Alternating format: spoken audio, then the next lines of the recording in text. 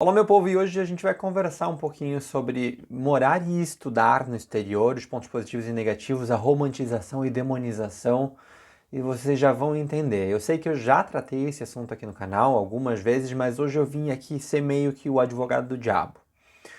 Justamente porque quando a gente pensa em estudar no exterior e a gente vê pessoas que estudam no exterior, geralmente a gente é confrontado com uma pergunta de familiares, amigos, sobre mas por que estudar no exterior? Estuda para passar aqui, faz no Brasil, é a tua zona de conforto.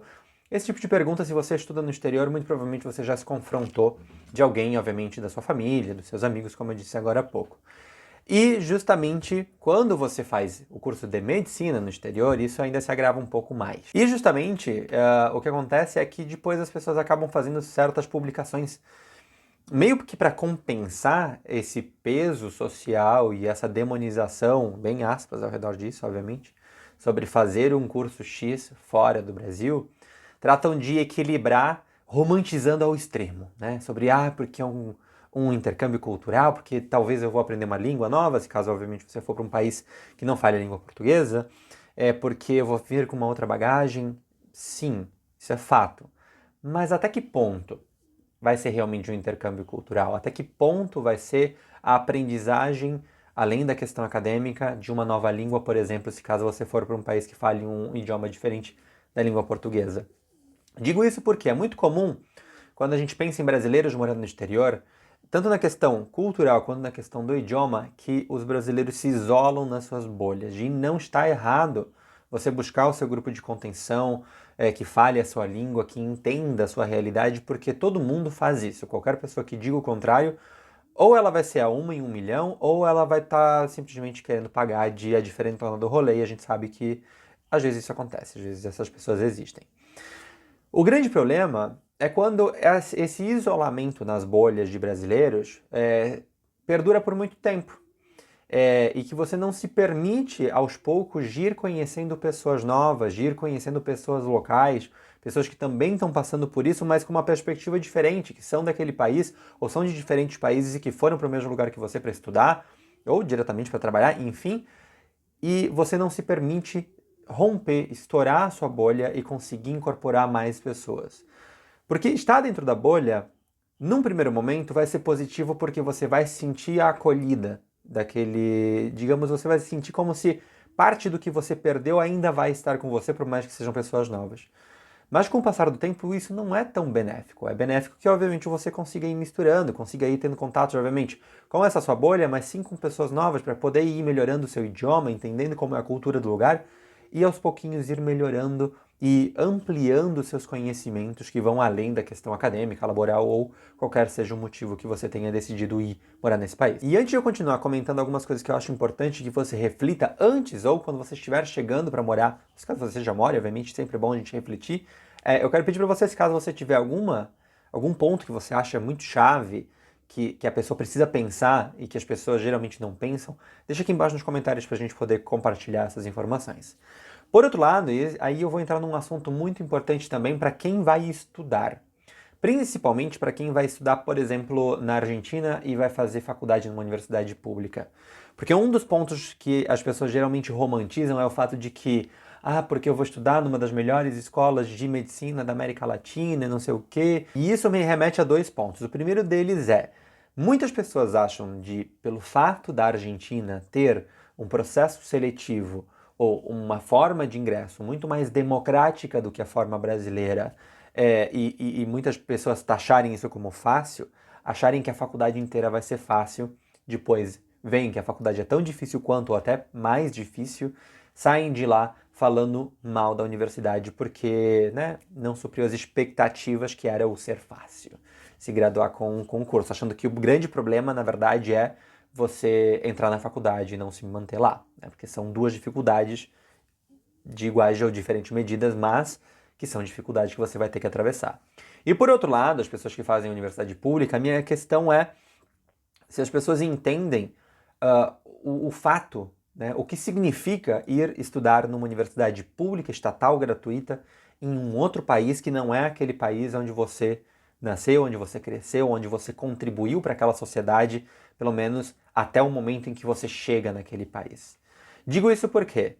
Porque é muito comum, e eu entendo algumas pessoas que o fazem. Eu não estou fazendo juízo de valor sobre as pessoas que sim realmente precisam.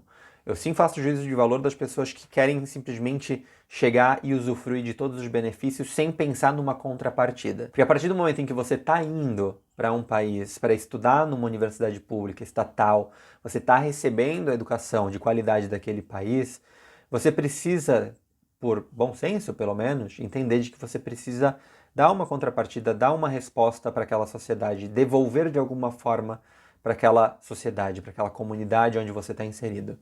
Digo isso porque é muito comum a gente ver brasileiros que vão estudar em diferentes países, eu vou focar principalmente na Argentina nesse caso, e que acabam chegando lá e logo em seguida procuram para ver de que maneira poder pedir uma bolsa, e muitas vezes as pessoas nem sequer precisam.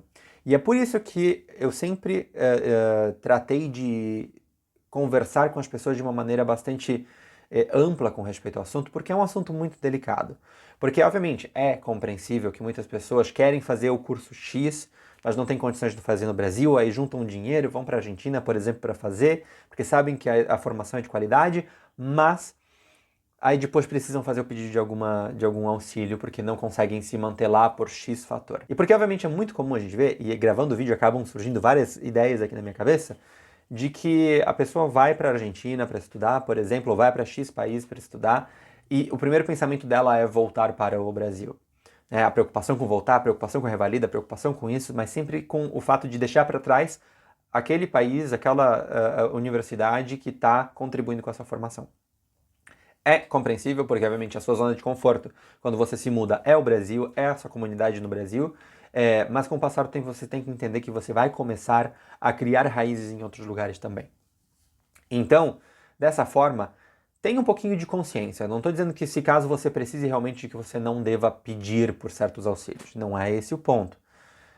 É ser coerente com os seus pedidos. Porque você tem que entender de que certos recursos são limitados. Então, que você não pode pensar em solicitar e tentar, como eu falei agora há pouco, né? Pedir, pedir, pedir e nunca contribuir de alguma forma.